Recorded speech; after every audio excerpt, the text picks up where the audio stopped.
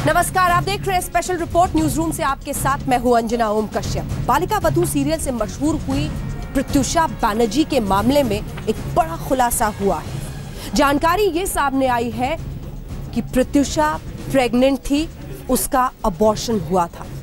उसके 4 हफ्ते बाद ही उसने मौत को गले लगा लिया।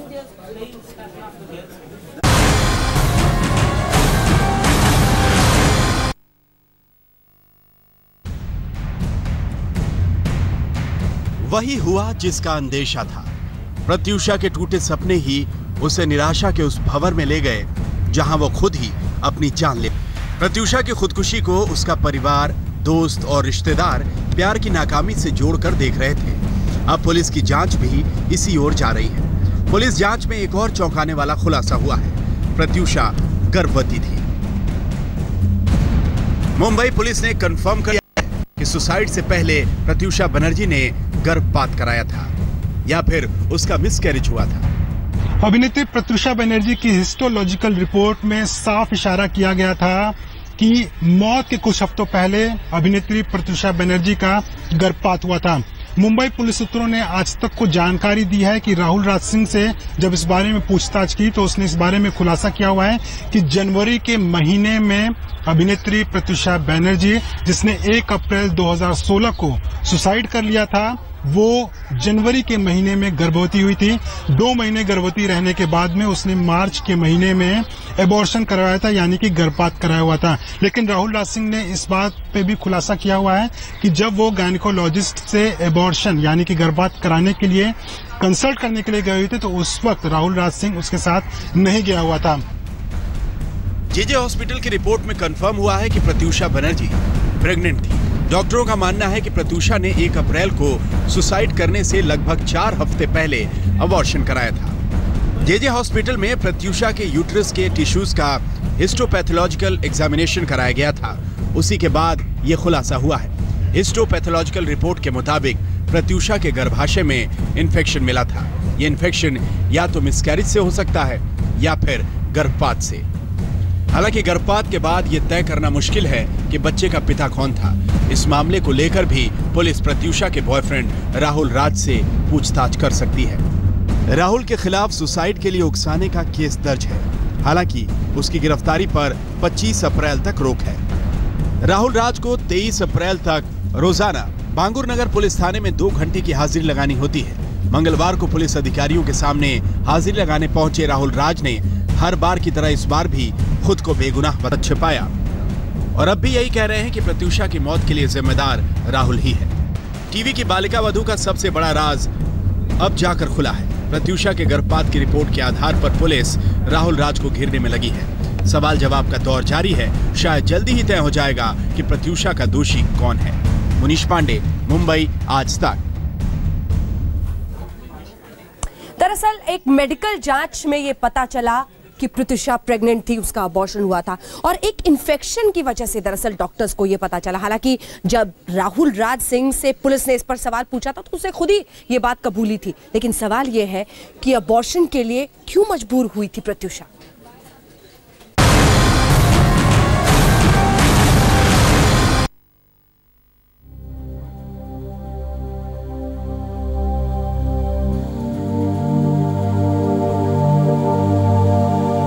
प्रेम कहानियां अधूरी रह जाएं तो अंजाम भयावह हो सकते हैं। प्रत्युषा की प्रेम कहानी भी कुछ ऐसी ही रही। वो हताश थी और जिंदगी हार बैठी। अब इंसाफ की जंग में चौंकाने वाली कुछ बातें भी सामने आ रही हैं। इस बात का खुलासा हो चुका है कि प्रत्युषा गर्भवती थी, लेकिन कई मुद्दों पर राहुल राज का बर्ताव संदेह में है। जल्द ही दोनों शादी करने वाले थे, तो अगर वो शादी करने वाले थे तो फिर अभिनेत्री प्रत्युषा बनर्जी ने खुदकुशी क्यों की?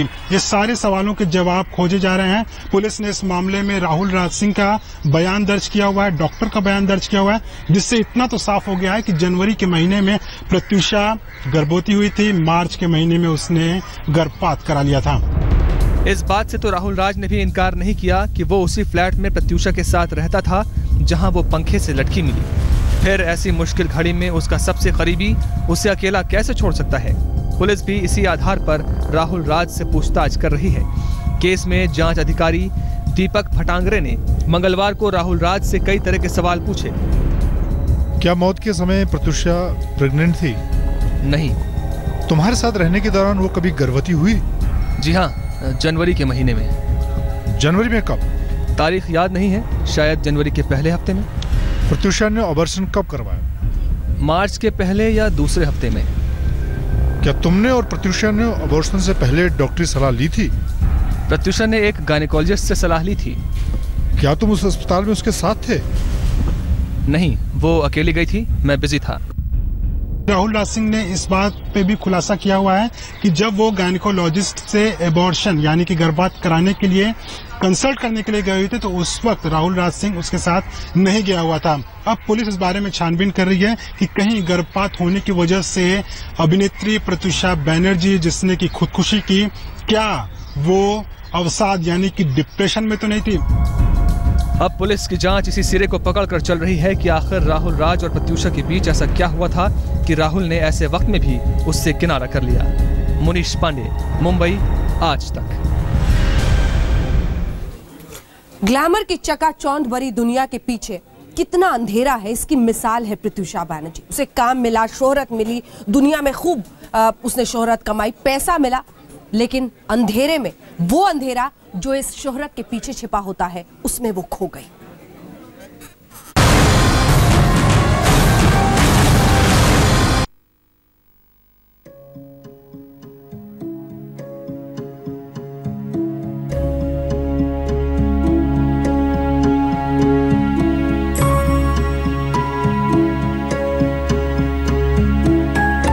प्रत्युषा बनर्जी एक हंसता मुस्कुराता खिलखिलाता किरदार अब परिवार के चेहरे पर दर्द छोड़ गया है। जमशेदपुर की प्रत्युषा तमाम सपने लेकर मुंबई पहुंची। उसके तमाम सपने साकार भी हुए, लेकिन एक सबसे अहम सपना टूट गया। प्रत्युषा चली गई, अब यादें बाकी हैं। मुंबई में मिली कामयाबी के सफर के दौरान प्रत्युषा और राहुल राज की मुलाकात एक पार्टी के दौरान हुई। नजदीकी शहरों ने दो किरदारों की रियल लाइफ में भी करीबी बढ़ाई। राहुल की माने तो 2 महीने पहले ही प्रत्युषा के साथ वो गोरेगांव के फ्लैट में शिफ्ट हुआ था। रिश्तों की गाड़ी अच्छी रफ्तार से दौड़ रही थी, सब कुछ सही दिख रहा था, लेकिन अचानक फांसी के फंदे ने सब कुछ खत्म कर दिया। यह हत्या है या आत्महत्या, ये इंसाफ के तराजू से तौल कर तय होगा। मुनीश पांडे, मुंबई, आज तक। कैसे बारात में अचानक एक शख्स ने गोली मारी। अंजलि बेचारी सिर्फ बालकनी में निकली थी, उसे बारात को गुजरते हुए देखना था। उसे क्या पता था कि बारातियों में से एक गोली चलाएगा, गोली सिर में लगेगी, 48 घंटे तक जूझते हुए उसकी जान चली जाएगी।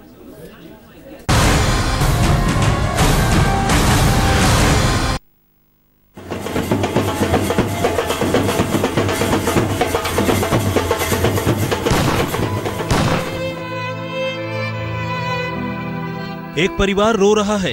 इन आंसुओं में अंजलि की याद आ रही है। दिल्ली की वो अंजलि जो अब इस दुनिया में नहीं है। यकीन मानिए, दिल्ली की इस अंजलि की कहानी सुनकर आपके भी रोंगटे खड़े हो जाएंगे।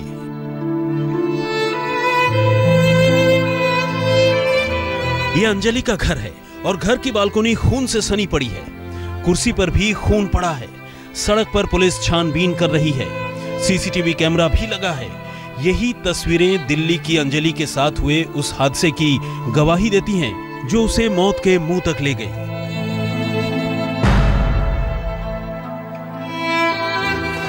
घर की इसी बालकनी से 17 साल की अंजलि धूम धड़ाके से उसकी गली में निकल रही बारात देख रही थी। एक दूल्हे की घुड़चढ़ी देख रही थी, एक ऐसी घुड़चढ़ी जिसमें गोलियां बरस रही थी। बैंड बाजा बारात के साथ चल रही इन गोलियों में से एक अंजलि के सिर में जाकर लगती है। दिल्ली की शादी ने ले ली अंजलि की जान। शादी में हुई फायरिंग में लगी अंजलि को गोली। बैंड बाजा बारात और मौत की फायरिंग। मोहल्ले में घोड़चढ़ी हो रही थी, तो बच्चे घर पे कोई नहीं था, सिर्फ बच्चे थे। तो घोड़चढ़ी के दौरान उनको शौक हुआ बाहर बालकनी में जाके घोड़चढ़ी देखने का। तो तीनों बच्चे थे, तो तीनों बच्चे बालकनी में जाके घुड़चड़ी देखते हैं। तो उसी बीच में नीचे शोर शराबे के बीच में वो फायरिंग करते हैं, राउंड फायरिंग करते हैं ऊपर की तरफ। अब उसमें से एक फायरिंग वो बच्ची के आके दिमाग में लग जाती है। गोली अंजलि के सिर में ही अटक जाती है और खून बहने लगता है। आतिशबाजी और बैंड बाजा बारात के शोरगुल में जब तक किसी को कुछ समझ में आता तब तक बहुत देर हो चुकी थी। गोली अंजलि के दिमाग में अटकी थी। जिस वक्त अंजलि को गोली लगी घर में कोई नहीं था, सिर्फ 2 बहनें थीं, जिनके साथ अंजलि बालकनी पर शादी देखने के लिए आई थी। बहनों के शोर मचाने पर पड़ोसी दौड़े आए। शादी के जश्न में भला बंदूक और गोलियों का क्या काम? परंपरा काफी पुरानी है, लेकिन देश की राजधानी में जब किसी शादी समारोह में गोली चलने से किसी लड़की की मौत हो जाए तो इससे दर्दनाक बात क्या हो सकती है। इस वक्त मैं मंगोलपुरी में हूं और आप देख पा रहे हैं ये जो मकान है, इस मकान की तीसरी जो मंजिल है वहां पर अंजलि नाम की जो लड़की थी वो खड़ी थी। नीचे से बारात जा रही थी। अंजलि अपना जो सर है वो नीचे की तरफ करके जो बारात है उसको जाते हुए देख रही थी। उसी दौरान बारात के जश्न में गोलियां चल रही थी और गोली वो अंजलि को जाके लग गई। बारात इस वाले रास्ते से आ रही थी और यहाँ से उसको यूं सीधा जाना था, लेकिन यहीं पर वो थोड़ी देर रुके थे, उसी टाइम पे ही ये हादसा हुआ। काफी ज्यादा गोली चल रही थी वहाँ पे उस वक्त? क्या नहीं, सभी वही बैंड बाजे के शोर में अब इतना आइडिया नहीं हो पा रहा था ना कि कितनी ज्यादा चल रही थी, लेकिन चली थी। ये घटना दिल्ली के मंगोलपुरी के कला गांव की है। अंजलि खून से लथपथ पड़ी थी। पड़ोसी अंजलि को गोली लगने की खबर उसके पिता को देते हैं, जो पास ही में चाय बेचने का काम करते हैं। अंजलि के रिश्तेदार फौरन उसे पास के महावीर अस्पताल लेकर जाते हैं। अंजलि का सीटी स्कैन किया जाता है। बारात में चली गोली अंजलि के दिमाग में फंसी हुई दिखाई देती है, लेकिन अंजलि की सांसें उस वक्त भी चल रही थी। अंजलि की नब्ज उस वक्त तक चल रही थी। परिवार वालों की उम्मीदें जिंदा थी। वो भगवान से दुआएं मांग रहे थे, डॉक्टरों से मिन्नतें कर रहे थे, उनकी अंजलि को बचा लो। 16 अप्रैल की रात अंजलि को गोली लगती है और 18 अप्रैल की रात यानी 48 घंटे बाद उसकी मौत हो जाती है। इन 48 घंटों के भीतर जो कुछ होता है वो और भी हैरान करने वाला है। खुलासा अभी बाकी है। इस मामले में लड़की शनिवार से ही अस्पताल में भर्ती थी। उसकी हालत बेहद गंभीर थी और आखिरकार उसने दम तोड़ दिया। इस सिलसिले में पुलिस ने हत्या का मामला दर्ज कर लिया है, लेकिन आरोपी अभी तक पुलिस की गिरफ्त से बाहर है। देखना यह होगा कि इस मामले में पुलिस आरोपी को कब तक पकड़ पाती है। कैमरामैन वाहिद बेग और राजेंद्र स्वामी के साथ चिराग गुठी, दिल्ली आज तक। शादियों में ये गोली की आखिर कैसी लीला है, जरा सोचिए। जश्न में फायरिंग कर रहे थे, 48 घंटे तक मौत से जंग लड़ती रही अंजलि। गोली उसके सिर में अटकी रही, लेकिन आखिरकार वो ये जंग हार गई। अब सवाल यही है, परिवार एक तरफ तो कह रहा है कि जिस गुनहगार ने गोली चलाई है उस पर कार्रवाई हो, गिरफ्तारी हो उसकी। दूसरी तरफ डॉक्टरों की लापरवाही के बारे में भी वो कह रहे हैं। देखिए।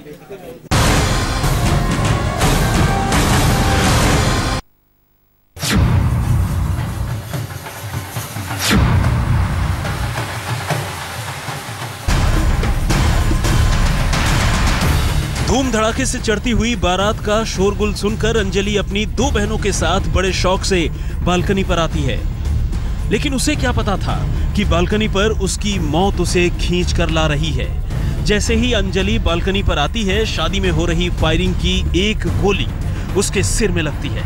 इधर अंजलि को दिल्ली के महावीर अस्पताल में भर्ती कराया जाता है। उधर पुलिस शादी वाले घर पर दबिश डालती है।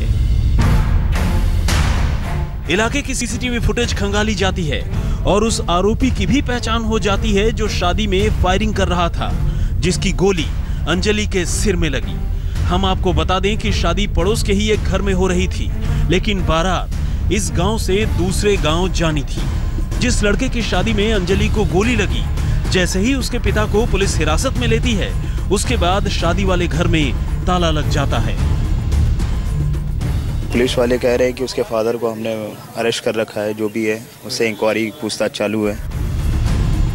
पुलिस अभी तक बारात में गोली चलाने वाले शख्स को गिरफ्तार नहीं कर पाई है।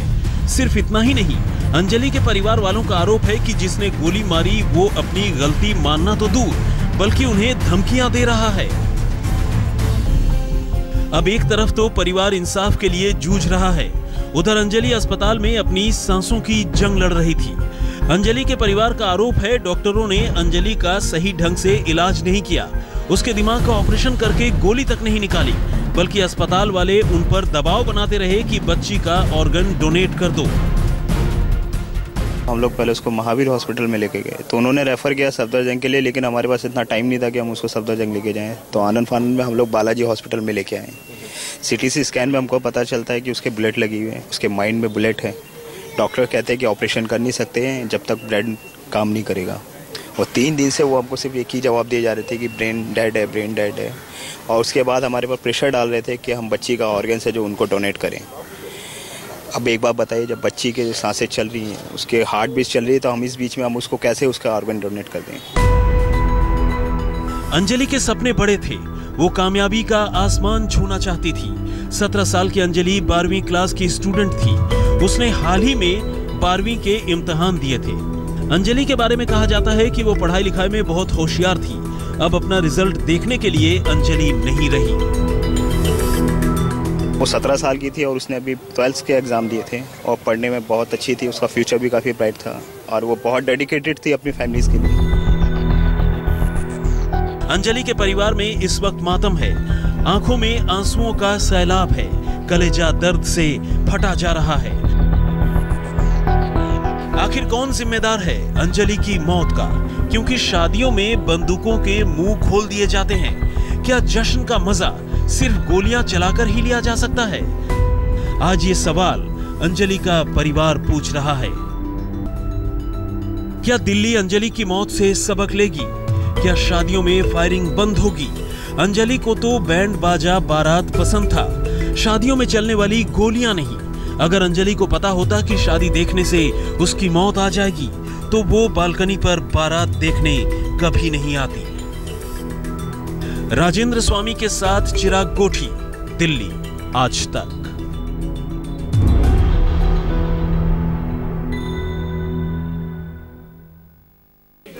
आखिर शादियों में जश्न में गोली चलाने का ये कैसे फितूर छा जाता है लोगों पर? क्या जश्न और खुशी सिर्फ गोलियों के साथ? इधर मध्य प्रदेश के मुरैना में देखिए, ऐसी गोली चली कि दूल्हे को लग गई, शादी कराने वाले पंडित को लग गई। दूल्हे की हालत अभी भी गंभीर है।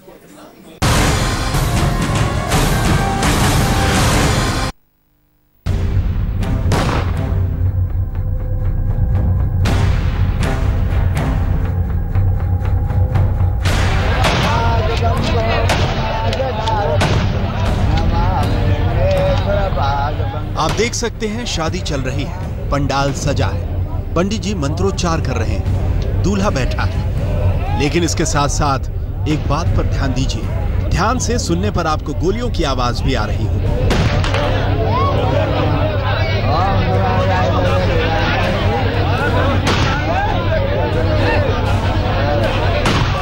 शादी की रस्में चल रही थीं कि अचानक एक गोली पंडित के हाथ में लगती है और एक गोली दूल्हे को लगती है। दोनों गिर जाते हैं। अब हम आपको बता दें कि ये फायरिंग शादी के जश्न में हो रही थी और जिसकी शादी का जश्न मनाया जा रहा था, यानी दूल्हे को ही गोली लग गई, साथ में एक गोली शादी करवा रहे पंडित जी को भी लगी। ये तस्वीरें मध्य प्रदेश के मुरैना की हैं। चंबल के तिमनी थाने के एसाह गांव में किशोर सिंह तोमर के बेटे डॉल्बी तोमर की शादी का समारोह था। पंडित जी ने जैसे ही मंत्रोच्चार शुरू किया, हादसा हो गया। बताया जा रहा है कि दूल्हे की हालत नाजुक बनी हुई है, जिसे इलाज के लिए आगरा रेफर किया गया है। पुलिस मामले की जांच कर रही है। दुष्यंत सिंह, मुरैना, आज तक। इसी के साथ स्पेशल रिपोर्ट में हम रुक रहे हैं ब्रेक के लिए। ब्रेक के उस पार आपको दिखाएंगे बिल्डर वाले बाबू मेरा घर दिलाए। देखते रहिए आज तक। रिपोर्ट में एक बार फिर से आपका न्यूज रूम से स्वागत है। सपना घर का, उस घर के सपने को पूरा करने के लिए इंसान सब कुछ झोंक देता है, लेकिन आज एक के बाद एक खबरें ऐसी आ रही हैं कि ग्राहकों के सब्र का बांध टूट रहा है। ऐसे बिल्डरों के खिलाफ जिन्होंने रकम तो वसूल ली, लेकिन घर आज तक नहीं दिया है। देखिए।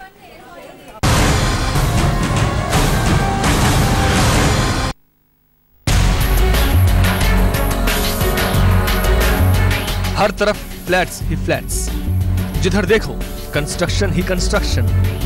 इन इमारतों में लोग अपने सपने बुन रहे हैं। लेकिन सालों से उनके सपने ऐसे ही अधर में अटके हैं। इमारतों का बाहरी काम तो तेजी से हो जाता है, ग्राहकों से 95% रकम भी वसूल ली जाती है, उसके बाद 5% पोजीशन पर लेने की बात कहकर काम लटका दिया जाता है और बिल्डर के चक्रव्यूह में फंस जाता है बेचारा ग्राहक। सिर्फ कंस्ट्रक्शन करके आप देख सकते हैं जिस हिसाब से ढांचा खड़े हुए हैं उसी हिसाब से ढांचा खड़े हो गए, 90% पेमेंट सबसे ले लिया और लास्ट 4 साल से इन्होंने यहाँ पे कुछ काम नहीं किया। EMI पे हो रही है, रेंट पे हो रहा है और बिल्कुल जमीन पे आ गए हैं हम लोग। कुछ पे करने को नहीं है और कुछ हो भी नहीं है कि कब ये फ्लैट मिले। और जिस दिन 90% पेमेंट चला गया उसके बाद से काम बंद है। 2 साल तो हो गए हैं, एक फ्लोर पे प्लास्टर नहीं। तो चलिए अब आपको ये भी बता देते हैं कि NCR में कितने प्रोजेक्ट अटके हैं। 2008-9 में प्रोजेक्ट लॉन्च का सिलसिला शुरू हुआ था।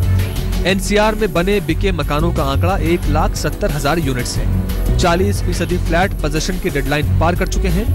नोएडा और ग्रेटर नोएडा के प्रोजेक्ट्स में 3 से 5 साल की देरी हो रही है। अगर कहीं पोजीशन मिल भी चुका है तो उनकी रजिस्ट्री अटकी है।